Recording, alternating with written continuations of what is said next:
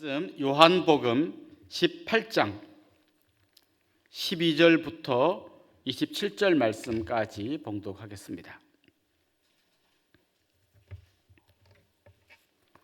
요한복음 18장 12절 말씀부터 27절까지 제가 봉독하겠습니다. 이에 군대와 천부장과 유대인의 아랫 사람들이 예수를 잡아 결박하여 먼저 안나스에게로 끌고 가니 안나스는 그 해의 대제사장인 가야바의 장인이라. 가야바는 유대인들에게 한 사람이 백성을 위하여 죽는 것이 유익하다고 권고하던 자르라. 시몬 베드로와 또 다른 제자 한 사람이 예수를 따르니 이 제자는 대제사장과 아는 사람이라. 예수와 함께 대제사장의 집 뜰에 들어가고 베드로는 문 밖에 서 있는지라. 대제사장을 아는 그 다른 제자가 나가서 문지키는 여자에게 말하여 베드로를 데리고 들어오니 문지키는 여종이 베드로에게 말하되 너도 이 사람의 제자 중 하나가 아니냐 하니 그가 말하되 나는 아니라 하고 그때가 추운 고로 종과 아랫 사람들이 불을 피우고 서서 쬐니 베드로도 함께 서서 쬐더라. 대제사장이 예수에게 그의 제자들과 그의 교훈에 대하여 물으니 예수께서 대답하시되 내가 드러내놓고 세상에 말하였노라. 모든 유대인들이 모이는 회당과 성전에서 항상 가르쳤고 은밀하게는 아무것도 말하지 아니하였거늘 어찌하여 내게 묻느냐. 내가 무슨 말을 하였는지 들은 자들에게 물어보라. 그들이 내가 하던 말을 아느니라. 이 말씀을 하심에 곁에 섰던 아랫사람 하나가 손으로 예수를 쳐 이르되 내가 대제사장에게 이같이 대답하느냐 하니 예수께서 대답하시되 내가 말을 잘못하였으면 그 잘못한 것을 증언하라. 바른 말을 하였으면 내가 어찌하여 나를 치느냐 하시더라. 안나스가 예수를 결박한 그대로 대제사장 가야바에게 보내니라. 시몬 베드로가 서서 불을 쬐더니 사람들이 묻되 너도 그 제자 중 하나가 아니냐. 베드로가 부인하여 이르되 나는 아니라 하니 대제사장의 종 하나는 베드로에게 귀를 잘린 사람의 친척이라.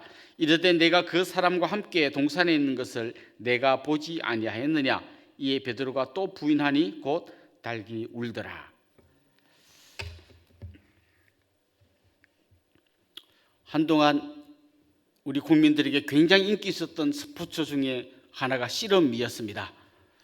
그러다가 어느 순간 씨름의 인기가 굉장히 시들시들해져 간다는 생각이 들었는데요. 최근에 다시 씨름의 인기가 다시 올라가고 있습니다. 그 비결 중에 하나를 누가 분석한 걸 봤는데요. 금강장사 제도들을 다시 회복했다 하는 겁니다. 그동안 한동안은 백두급, 한라급 장사만 했습니다. 그러니까 덩치가 크고 힘 있는 사람들의 씨름만을 하고 금강을 없앴는데요. 그 뒤에 금강장사를 다시 회복시키고 나니까 여러분 씨름 보신 분은 알겠지만 백두장사들의 씨름은 좀 밋밋하고 재미가 없습니다. 힘센 사람이 그냥 힘으로만 하는 건데요. 금강장사는 좀 이렇게 가벼운 사람들이 하는 거라 굉장히 현란한 기술을 많이 씁니다. 그 중에 하나가 뒤집기가 있습니다. 뒤집기. 완전히 자기가 넘어가는데 몸을 빼면서 확 뒤집어 가지고 승부를 뒤집어 버리는 것이죠.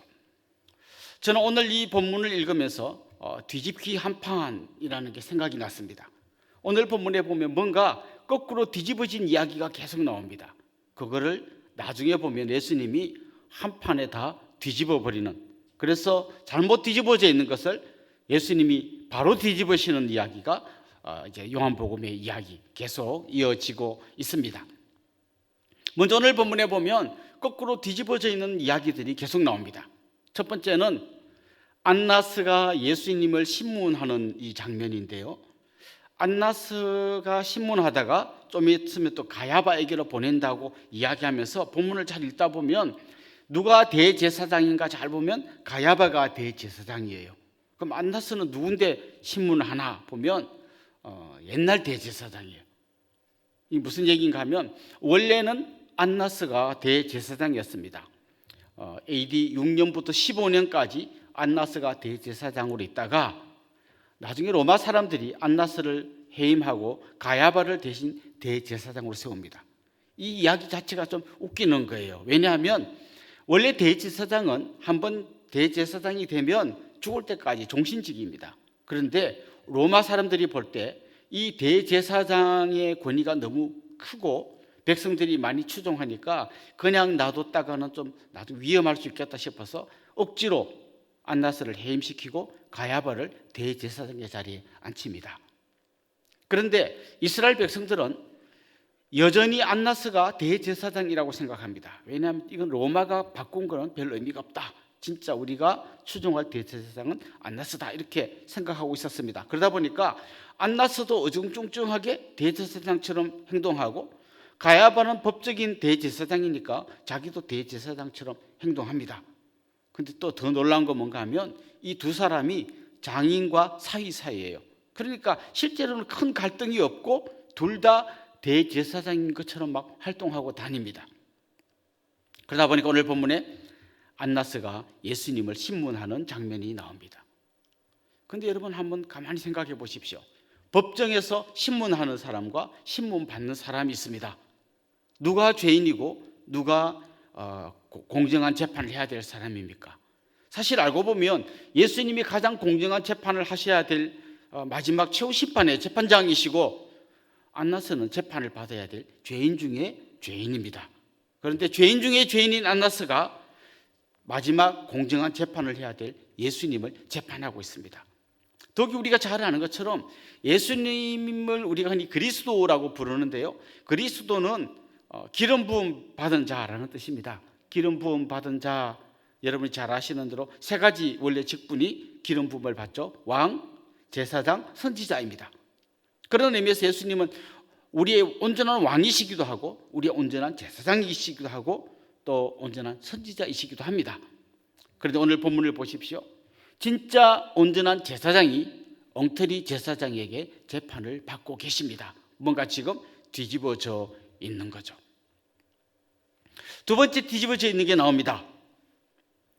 가야바가 14절 말씀에 보면 이렇게 이야기합니다. 한 사람이 백성을 위해서 죽는 것이 유익하다 이렇게 이야기합니다. 이게 무슨 이야기일까요? 지금 가야바라고 하는 그 당시의 대제사장은 예수님을 굉장히 불안한 인물로 보고 있습니다.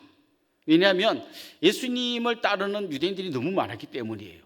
근데 지금 가야바가 걱정하는 건 뭔가 하면 로마 사람들이 예수님을 따르는 유대인이 너무 많아지면 분명히 저 로마 사람들이 이 유대인들을 박해할 거다. 수많은 사람을 죽이고 또 나라를 혼잡하게 할 거다. 그렇게 되지 않기 위해서는 어떻게 해야 되는가? 저 예수라는 자를 희생시켜야 된다. 다른 말로 하면 뭔가 하면 가야바는 지금 예수님이 무슨 대단한 죄가 있어서 죽이려고 하는 게 아닙니다. 예수님은 그렇게 죽을 만한 죄가 없다는 걸 알고 있습니다.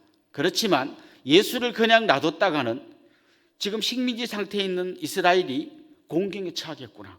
저 로마 사람들이 저 예수를 핑계로 우리 많은 백성을 죽이겠구나. 그렇게 안 되려면 저 예수라는 저 인물을 빨리 희생시켜서 자기들이 더 이상 위기에 빠지지 않게 해야겠구나. 이렇게 백성들에게 늘 이야기하고 다녔다는 것을 오늘 본문이 이야기합니다. 그러니까 예수님은 희생양이 될 아무 이유가 없는데 이 사람들의 이 지도자들의 생각 때문에 잘못된 생각 때문에 예수를 희생시켜서 민족을 구하자라고 하는 말도 안 되는 생각 때문에 지금 이 진실이 호도되고 지금 거꾸로 뒤집어져 있다는 것을 오늘 본문이 보여줍니다. 세 번째 오늘 본문에 보면 뭔가 뒤집어져 있는 것을 보여주는데요. 그것은 바로 베드로의 태도입니다. 여러분이 잘 아시는 것처럼 베드로는 예수님이 잡히실 때 칼을 빼들고 항거했던 사람입니다. 그리고 제사장의 그 종이었던 말고라는 사람의 귀를 잘라버린 아주 그런 행동을 했습니다. 그때 예수님이 베드로를 말리죠. 그렇게 하면 안 된다고 말립니다. 베드로는 그냥 있어야 될 때 칼로 저항했습니다. 그런데 오늘 본문에 보면 진실을 말해야 될 때 거짓을 말하고 있습니다. 그렇게 용감해 보였던 베드로가 오늘 본문에 보면 가장 비겁한 사람으로 나옵니다. 예수님을 3번이나 부인하는 사람으로 나옵니다. 그는 참아야 할 때 분노했고 진실을 말해야 될 때 비겁했습니다. 그는 용감해야 될 때 비겁했고 또 참아야 할 때는 용감했습니다. 그야말로 뒤집어져 있는 것이죠. 자, 오늘 지금 이 본문을 기록한 사람은 요한입니다. 요한은 마치 우리가 잘 아는 어떤 영화나 드라마를 지금 끌고 가는 감독처럼 아주 세세하게 카메라를 양쪽에다가 비추고 있습니다. 여러분 드라마를 보면 남자 주인공, 여자 주인공이 등장합니다. 그러면 카메라가 남자 주인공 잠시 비쳤다가 여자 주인공 비쳤다가 또 남자 주인공 비쳤다가 이러면서 이제 양쪽을 막 이렇게 보여주잖아요. 그것처럼 요한은 지금 재판받는 예수님을 비춰주다가 또 그것을 멀찍이 구경하는 베드로를 비춰주다가 양쪽을 비춰주고 있습니다. 지금 이 재판을 하고 있는 가운데 예수님이 계신 그쪽, 예수님이 지금 억울한 재판을 당하고 있는 그쪽을 보여줍니다. 예수님이 지금 억울한 재판을 당하고 있지만 아주 당당하게 재판을 받으시고 있습니다. 그런가 하면 또 다른 카메라로 이쪽을 비춰줍니다. 거기서 베드로는 아주 비겁하게 예수님을 부인하고 있죠. 자, 그런데 지금 요한이 조용하게 양쪽으로 카메라를 비추면서 지금 뒤집어져 있는 세 가지 이야기를 찬찬히 보여주고 있습니다. 그런데 이 이야기를 유심히 읽다 보면 우리가 관심을 가지지 않는 숨은 사람 하나가 등장하는 걸 보게 됩니다. 예수님과 함께 있었던 어떤 무명의 한 제자가 등장합니다. 그는 지금 베드로와 같이 있습니다. 예수님을 멀찍이 따라보는 그 베드로와 같이 있는 한 사람이 있습니다. 그 사람은 제사장하고 좀 잘 아는 사이입니다. 그래서 지금 제사장의 집 안으로 비교적 쉽게 들어올 수 있었습니다. 누군지는 이야기 안 해요. 그리고 그 사람이 좀 잘 말해줘가지고 베드로도 그 사람이 말해준 덕분에 제사장 집으로 들어오고 있습니다. 그런데 그 제자는 뭐 했는지 이야기는 거의 없고 베드로를 중심으로 이 이야기가 진행되고 있습니다. 이 사람 누굴까요? 계속 그 한 제자라고만 이야기하지 누구라고 이야기하지 않습니다. 그런데 요한복음을 읽다 보면 요한은 비교적 다른 복음서보다 사람의 이름을 굉장히 구체적으로 잘 이야기합니다. 귀를 자른 사람이 잘린 사람이 말고다 이렇게 이름도 다 이야기합니다. 그런데 정작 굉장히 어떻게 보면 중요한 제자인데 이름을 말하지 않습니다. 그냥 그 제자라고만 이야기합니다. 한 제자라고만 이야기합니다. 나중에 보면 예수님이 부활하신 다음에 막달라 마리아가 제자들을 찾아옵니다. 그때 막달라 마리아가 만났던 제자들이 있는데 한 명은 베드로고 한 명은 그 제자입니다. 그때도 이름이 안 나와요. 계속 좀 궁금하죠. 누군데 자꾸 이름을 안 밝히고 그냥 이렇게 이야기를 하지 이렇게 생각하게 됩니다. 그러다가 자세히 보면 나중에 요한복음 21장 24절 거의 요한복음 마지막 부분에 가서 이렇게 기록한 걸 보게 됩니다. 이 일들을 증언하고 이 일들을 기록한 제자가 이 사람이라 우리는 그의 증언이 참된 줄 아노라. 여기서 누군지 말 안 하고요. 지금 요한복음을 기록한 사람이 바로 이 사람이라는 거예요. 누구죠? 요한입니다. 지금 요한은 자기가 누구라고 말하지 않고 마치 관찰자인 것처럼 이 뒤집어져 있는 이야기를 찬찬히 이야기하고 있습니다. 지금 재판받아야 할 안나스가 재판해야 될 예수님을 재판하고 있습니다. 뒤집어져 있습니다.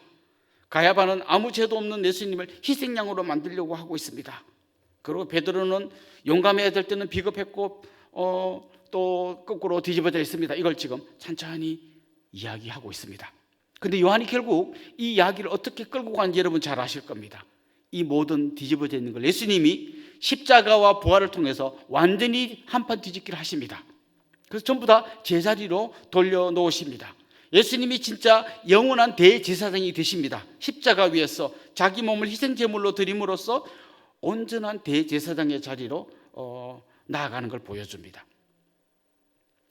뿐만 아니라 예수님은 또 뒤집어져 있는 이 가짜 희생, 가야바가 저 죄 없는 걸 뻔히 알지만 이 유대인들을 위해서 희생시키자라고 지금 엉터리로 음모론적으로 예수님을 희생시키려고 하는데 예수님은 진짜 희생양이 되십니다. 아니 오히려 예수님이 희생양이 되는 걸 가야바는 잘못 알고 엉터리로 사실은 어떻게 보면 도와주고 있는 겁니다. 예수님이 진짜 희생양의 자리로 들어가게 됩니다. 뿐만 아니라 예수님의 죽으심과 부활을 경험한 베드로가 이제 진짜 예수님의 제자가 됩니다. 그는 용감해야 될 때 비겁했던 그런 베드로가 아니라 이제 자기 생명을 걸고 예수님을 따르는 진정한 제자로 거듭나게 됩니다. 이걸 이 무명의 사람 요한이 관찰자의 입장에서 차근차근 보여주고 있습니다. 그렇지만 우리는 뭘 알 수 있는가 하면 요한은 단지 관찰자일 뿐만 아니라 자기도 베드로와 다를 바가 하나 없는 거꾸로 된 제자였음을 자수하고 있습니다. 그렇지만 요한복음 끝까지 가보면 그도 역시 예수님을 제대로 부활하신 예수님을 만난 이후에 다시 제자리로 뒤집어진다는 것을 이야기하고 있습니다. 지금 오늘 이 말씀을 읽고 듣는 우리는 요한의 눈으로 이 사건을 보고 있습니다. 요한이 관찰자인 것처럼 우리도 관찰자의 눈으로 보고 있습니다. 그러면서 이렇게 생각합니다. 다 뒤집어져 있네. 심지어 베드로는 가장 용감해야 될 때 비겁한 사람으로 행동하고 있네. 이걸 보고 있습니다. 그렇지만 우리는 좀 더 집중해서 오늘 본문을 보면 요한이 관찰자의 입장에서 쓰지만 알고 보면 자기도 엉터리라는 걸 자수하는 것처럼 우리도 이 관찰자의 입장에서 이 본문을 보지만 우리도 엉터리네라는 걸 곧 알게 됩니다. 가장 당당해야 될 때 비겁하게 예수님을 제대로 인정하지 못하고 그냥 예수님이 원하는 사람이 되는 대신에 예수님을 내가 원하는 사람으로 바꾸려고 하고 그냥 필요에 따라 예수님을 이용해 먹으려 하는 어떻게 보면 똑같은 뒤집어져 있는 우리의 모습을 자수하지 않을 수 없습니다.